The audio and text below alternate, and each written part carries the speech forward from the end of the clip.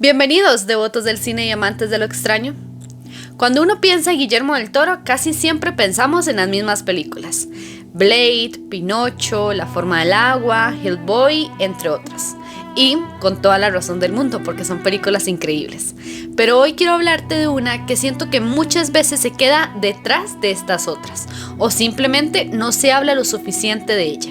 Y esta película es El Espinazo del Diablo. No es mi película favorita de Guillermo del Toro, esa pelea siempre se la van a dar El laberinto del fauno y Hellboy 2. Pero siempre que vuelvo a ver El Espinazo del Diablo confirmo algo, y es que aquí ya estaba toda la esencia del Toro. Heridas, monstruos, guerra, infancia, memoria y esa obsesión tan característica de Guillermo de preguntarnos qué hace que un monstruo sea un monstruo. Porque seamos sinceros, si les digo películas de fantasmas, todos imaginamos más o menos lo mismo. Una casa vieja y antigua, luces que parpadean y puertas que se abren solas. Y algún pobre inocente tomando decisiones tan malas que todos desde el sillón queremos gritarle que no haga eso. Pero Guillermo del Toro juega con nosotros muy bien este tema, porque nos presenta un fantasma para que dejemos de mirar el verdadero monstruo. Y eso me parece brillante. Para entender esta película, primero hay que olvidarse por un momento de que existe un fantasma, porque la historia realmente comienza con otra cosa, con una guerra. Estamos en los últimos años de la Guerra Civil Española. Carlos, un niño, llega a un orfanato perdido en medio de la nada después de perder a su padre. Y desde ahí inicia la película con una imagen que domina absolutamente todo. Una enorme bomba sin explotar enterrada en medio del patio. La primera vez que vi esta película y vi la bomba dije, ¿y esta bomba qué? Luego la volví a ver y la repetí y pude entender que esta bomba nunca estuvo ahí para explotar. Estuvo ahí para hacernos recordar, porque hay heridas que funcionan exactamente como una bomba. No hacen ruido, no nos estallan todos los días en nuestro interior, sino que permanecen ahí y aprendemos a vivir alrededor de ellas. Del Toro nos dice que la guerra no termina cuando dejan de sonar disparos.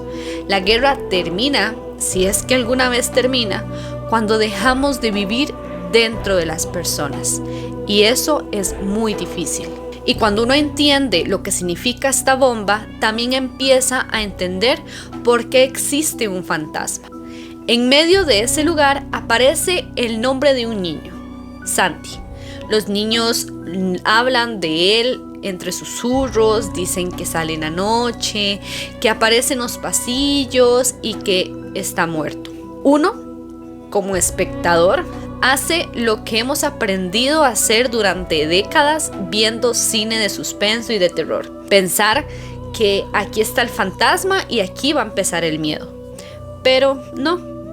Por eso me fascina Guillermo del Toro, porque en lugar de usar el fantasma para asustarnos, lo utiliza para preguntarnos: ¿y si el problema no fuera el fantasma y fuera algo más? Cada vez que Santi aparece, la película cambia de tono. ¿Nos inquieta un poco? Sí, pero nunca sentí, al menos personalmente, que Santi quisiera atacarme como espectador. Más bien sentía que era el espíritu de un niño que quería decirnos algo, como si llevara demasiado tiempo ahí esperando a que alguien por fin lo pudiera escuchar y lo pudiera mirar. Y creo que ahí está una de las cosas más hermosas y más importantes de la película, y es que Santi no busca venganza, es un niño que busca que lo recuerden y que descubran qué pasó con él, porque los fantasmas en general de Guillermo del Toro no aparecen porque sí, aparecen porque el pasado se niega a quedarse enterrado. Santi, en mejores palabras, es el fantasma más humano de la película. Hay algo que siempre me deja pensando cada vez que veo el diseño de Santi. La primera vez que aparece da cosita verlo y es normal. Es un niño que tiene la piel pálida, está cubierto de sangre flotando sobre su cabeza, se encuentra con grietas en ciertas partes de su cuerpo y es una imagen difícil de olvidar, difícil de borrar. Pero conforme la película va avanzando, uno deja de verlo como un fantasma y empieza a verlo como lo que realmente es, un niño. Un niño que nunca tuvo la oportunidad de crecer. Y eso creo que cuando lo dejamos de ver como un fantasma y lo empezamos a ver como un niño, cambia completamente la forma en que miramos no solo a él, sino toda la película. Como artista hay algo que admiro muchísimo del Toro y por eso es uno de mis principales referentes artísticos siempre que quiero crear algo. Y es que él entiende que un monstruo no solo tiene que verse bonito o impresionante, sino que este necesita contar una historia. Y el cuerpo de Santi cuenta exactamente cómo falleció. No hace falta que alguien venga y nos explique cómo. Su diseño ya nos está contando absolutamente todo. Cada detalle en su pequeño cuerpo se convierte en memoria. Es una forma increíble en que se puede contar una historia sin necesidad de decir ni una sola palabra. Porque recordemos que el cine habla también a través de imágenes y Del Toro habla este idioma mejor que cualquier cineasta. Mientras vemos y creemos que el monstruo es Santi, Guillermo hace trampa, porque empieza a mostrarnos el verdadero villano de esta historia. Es entonces cuando aparece Jacinto. Jacinto no tiene absolutamente nada de monstruo. No muestra colmillos, no flota, no tiene ruidos extraños, ni una musiquita tétrica cada vez que aparece en escena. Es aparentemente normal. Y eso es justamente lo que más miedo da, porque nuestro director empieza a decirnos otro tema muy interesante, y es que los monstruos casi nunca se anuncian como monstruos. A veces son las personas con las que más podemos confiar o quienes aparecen completamente normales. Esto para muchos puede dar mucho más miedo que cualquier aparición sobrenatural, porque un fantasma sabemos identificarlo. Pero la maldad humana, esa casi siempre llega con una sonrisa.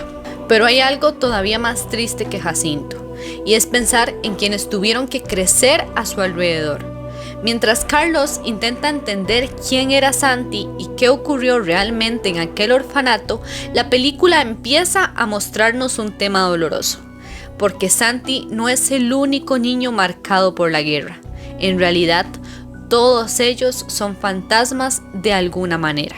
No porque estén muertos, sino porque la guerra les robó una parte de ellos.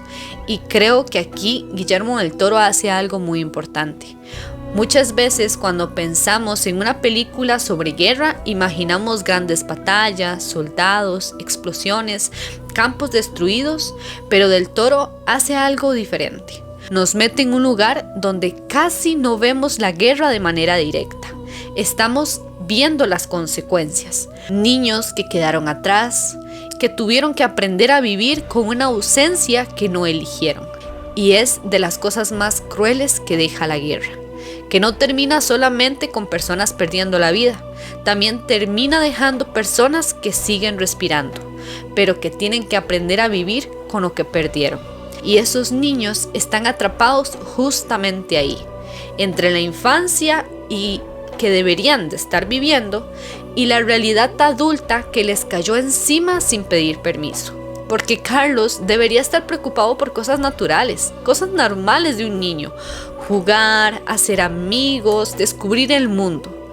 No descubrir cadáveres, secretos, no por entender por qué un niño muerto aparece en los pasillos. Pero la guerra tiene esa terrible capacidad de acelerar la vida, de obligar a alguien tan pequeño a cargar con demasiadas cosas.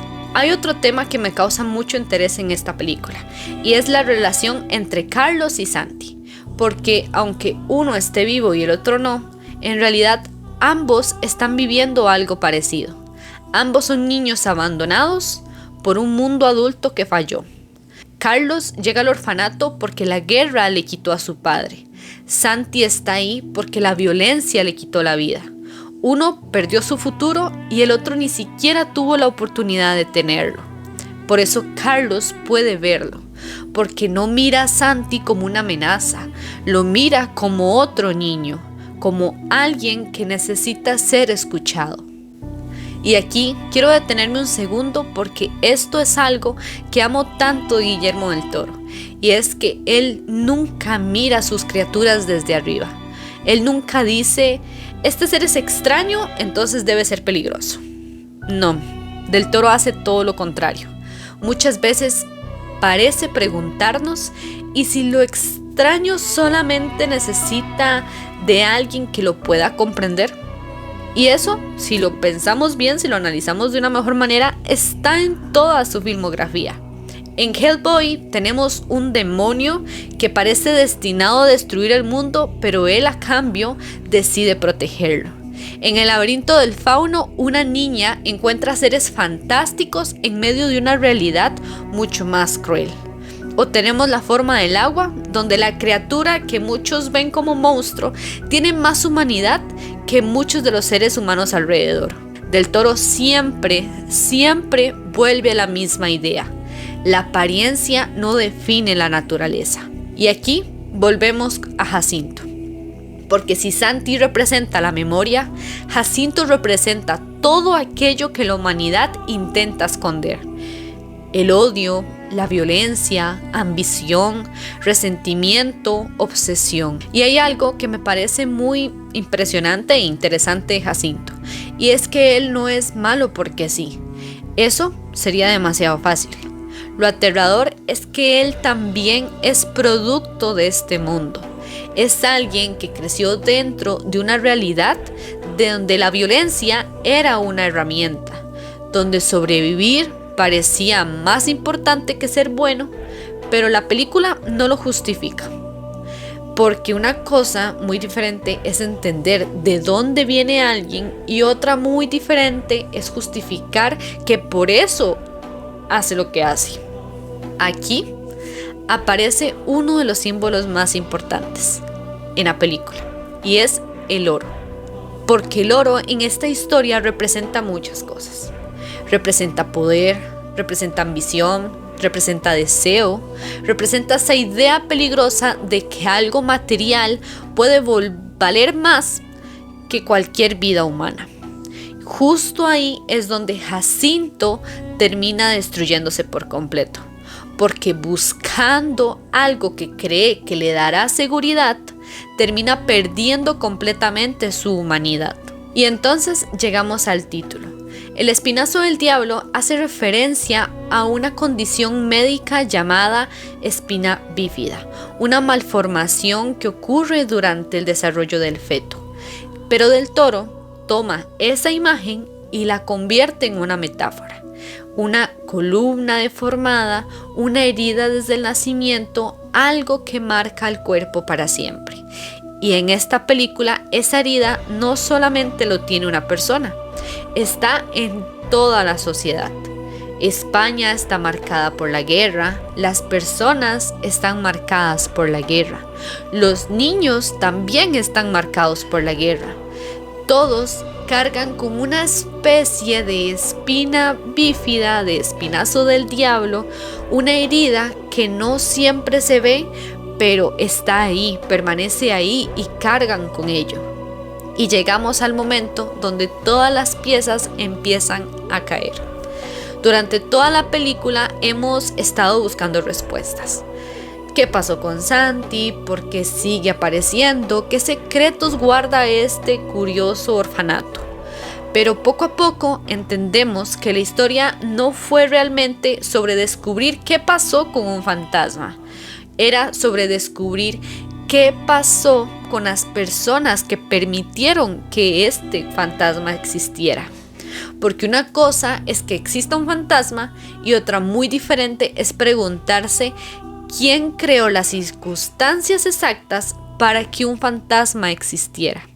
Cuando finalmente conocemos la verdad sobre Santi, algo cambia, porque dejamos de verlo como una amenaza. dejamos de verlo como el fantasma del orfanato y se convierte en lo que siempre fue, un niño al que nadie protegió.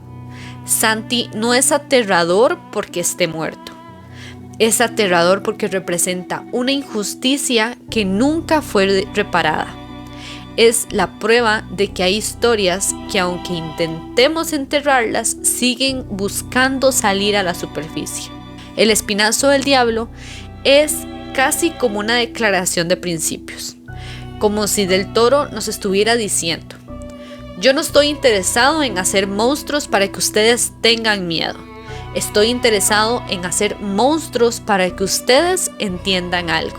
Porque sus criaturas siempre tienen una historia, siempre tienen una herida, cargan con algo y muchas veces son más humanos que los mismos humanos. ¿Por qué esta película importa?